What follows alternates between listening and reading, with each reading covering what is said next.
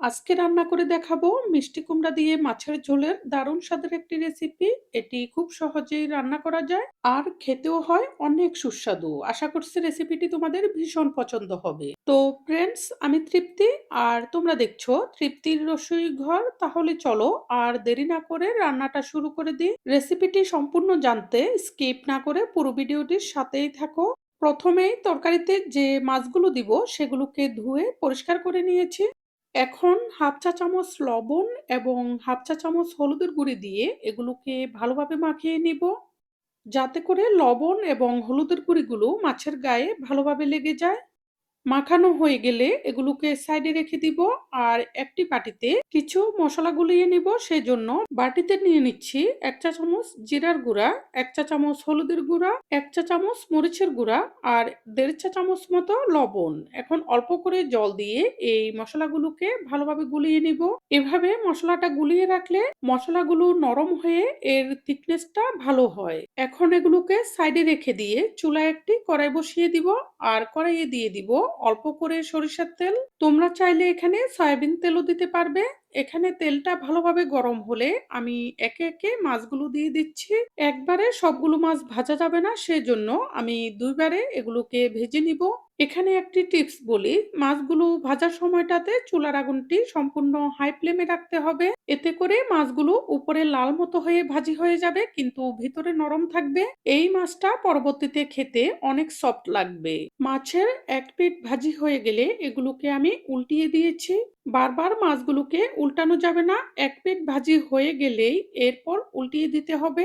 বাকি পিঠটিও ভাজি হয়ে যাওয়ার পর আমি মাছগুলোকে নামিয়ে নিচ্ছি। বাকি মাছগুলোকেও আমি একইভাবে ভেজে নিব। সবগুলো মাছ ভাজার পর যখন কড়াইয়ের তেলগুলো নোংরা হয়ে গেছে সেগুলোকে আমি একটি বাটিতে ঢেলে রেখে কড়াইয়ে আবার নতুন করে হাফ কাপ থেকে একটু কম সরিষার তেল দিয়ে দিয়েছি। এখন ফোড়নে দিয়ে দিয়েছি মেথি। এখানে তোমরা যদি তরকারিটাতে পেঁয়াজ রসুন দিতে চাও সেক্ষেত্রে এ পর্যায়ে পেঁয়াজ রসুন কুচি দিয়ে ভেজে এরপর মশলাটা দিয়ে কষিয়ে নিবে। কিন্তু আমি পেঁয়াজ রসুন দিব না, সেজন্য মেথিগুলো লাল লাল হয়ে ভাজি হয়ে যাওয়ার পর এখানে আমি মশলাটা দিয়ে দিয়েছি।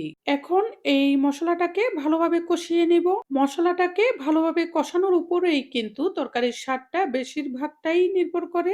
এ পর্যায়ে আমি তোমাদের কাছে একটা রিকোয়েস্ট করছি, তোমরা যারা আমার চ্যানেলে নতুন এসেছো সকল ধরনের রান্নার সহজ এবং সুস্বাদু রেসিপিটি পেতে আমার চ্যানেলটি সাবস্ক্রাইব করে রেখো। আর যারা আগেই সাবস্ক্রাইব করে রেখেছো তাদের জন্য থাকছে অনেক ভালোবাসা।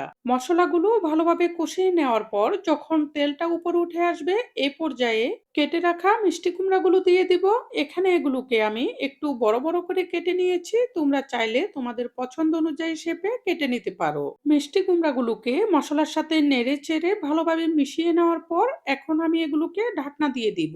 ঢাকনা দিয়ে দিয়ে কিছুক্ষণ কষিয়ে নিব। মাঝখানে ঢাকনাটি তুলে একটু নেড়ে দিব, না হলে নিচে পুড়ে গিয়ে তরকারির স্বাদ এবং সুগন্ধটা নষ্ট হয়ে যাবে। কিছুক্ষণ কষানোর পর যখন এগুলো কিছুটা নরম হয়ে যাবে এ পর্যায়ে ঢাকনাটি তুলে এখানে আমি 5টি কাঁচামরিচ দিয়ে দিব।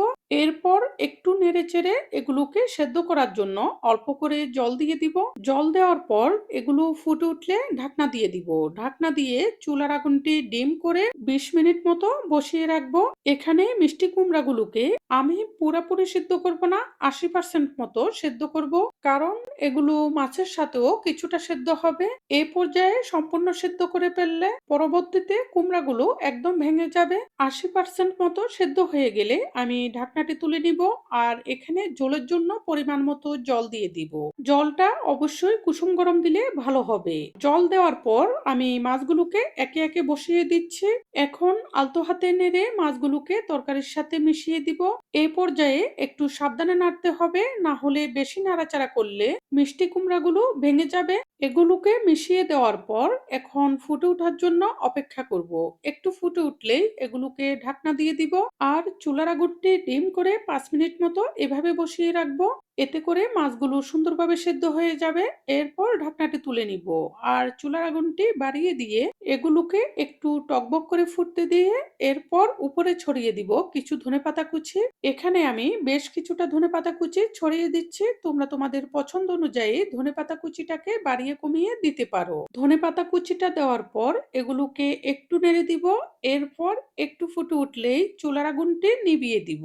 কিছুটা ঠান্ডা হলে তরকারিটা পরিবেশনের জন্য সম্পূর্ণ প্রস্তুত হবে। তোমরা একবার শুধু এই তরকারিটা রান্না করে খেয়ে দেখো, কথা দিচ্ছি খেয়ে ভীষণ মজা পাবে। যদি রেসিপিটি পছন্দ হয়ে থাকে অবশ্যই লাইক, কমেন্ট এবং সাবস্ক্রাইব করে সাপোর্ট করবে আরো নতুন নতুন রেসিপি উপহার পাওয়ার জন্য। এই বলে আজকের মতো এখানেই বিদায় নিচ্ছি। পরবর্তীতে চলে আসবো নতুন কোনো রেসিপি নিয়ে। সেই পর্যন্ত সবাই ভালো থেকো।